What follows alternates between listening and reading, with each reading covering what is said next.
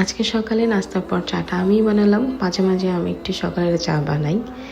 তো আসসালামু আলাইকুম, আপনারা সবাই কেমন আছেন? আশা করি সবাই ভালো আছেন, আমিও ভালো আছি আলহামদুলিল্লাহ। তো আপনাদের আজকে একটু ছোট করে একটা নতুন ব্লগ দেখাই চলুন। তো এখানে এসে চা খাচ্ছে এবং বাইরের ওয়েদার দেখছে। আজকের ওয়েদারটা সকাল থেকে অনেক বেশি ঠান্ডা ছিল, যেহেতু এখন উইন্টার চলে আসছে, তো এখন একটু এরকম হবেই, সকালে ঠান্ডা আবার বিকালে গরম। এবার আমি তাকে জিজ্ঞেস করলাম চা কেমন হয়েছে, বলছে 2 নাম্বার।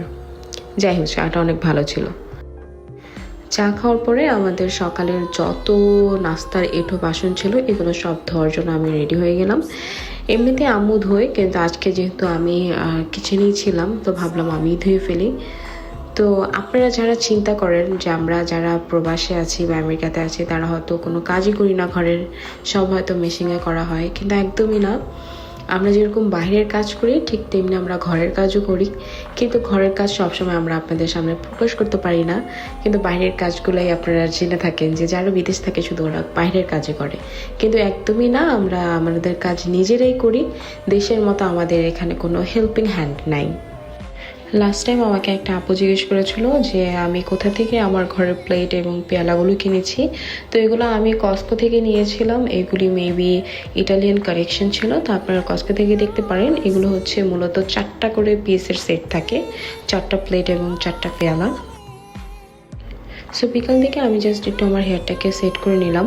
এরপরে সাডেনলি দেখলাম ইরামের আব্বু কল করে বললো যে আমরা বাইরে যাবো ডিনার করতে। তো যেমন কথা তেমন কাজ, আমি রেডি হয়ে গেলাম।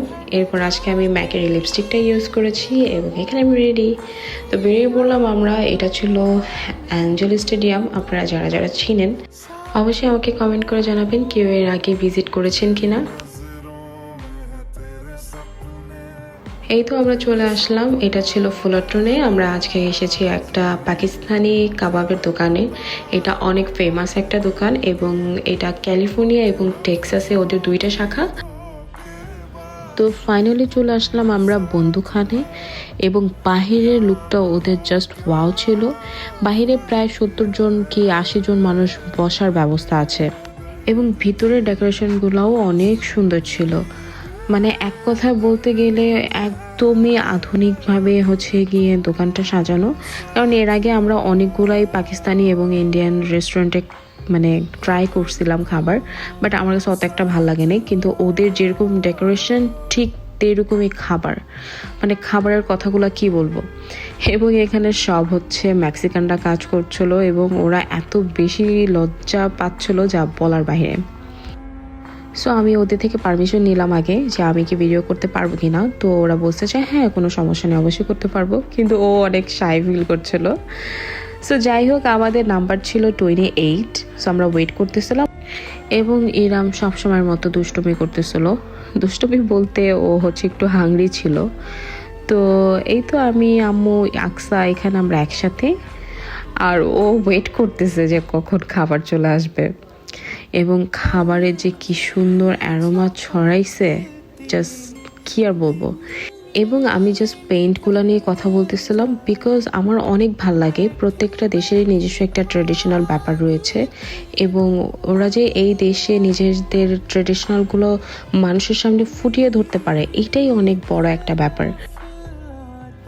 সো ফাইনালি আমাদের খাবারও চলে আসলো এখন এবং আমি জাস্ট নিয়ে আসলাম একদম গরম গরম খাবার। সো প্রত্যেকটা খাবারই ভালো ছিল। এখানে রায়তা থেকে শুরু করে নিয়ে চিকেন বটি কাবাব, বিফ বটি কাবাব এবং বিফ শিক কাবাব। বাট আমি যদি বলি সবচাইতে বেস্ট ছিল হচ্ছে গিয়ে বিফ বটি কাবাব, সেটা আমি 10-এর একদম 10 দিব। বাট বাকিগুলা জাস্ট ছিল মোটামুটি, বাট বিফ বটি কাবাবটা ছিল বেস্ট অ্যান্ড বেস্ট। খাবারের প্রাইসের কথা যদি বলি তাহলে অনেক বেশি এক্সপেন্সিভও ছিল না, আবার চিপও ছিল না। এবং খাবারের পরে ডেজার্ট হিসাবে আমরা নিয়েছিলাম গাজরের হালুয়া, কিন্তু ওইটার ক্লিপ নিতে আমি ভুলে গিয়েছি। তো যাই হোক, আলহামদুলিল্লাহ আজকের দিনটা অনেক ভালো কেটেছে। সবসময় তো ফ্যামিলির সাথে সময় দিতে পারি না, কিন্তু আজকে আলহামদুলিল্লাহ অনেক ভালো কেটেছে। সো সবাই ভালো থাকবেন, সুস্থ থাকবেন এবং আমাদের জন্য দোয়া করবেন। অবশ্যই লাইক এবং কমেন্ট করে জানাবেন আপনাদের আমাদের এই ছোট্ট ভিডিওটা কেমন লেগেছে। আল্লাহ হাফেজ।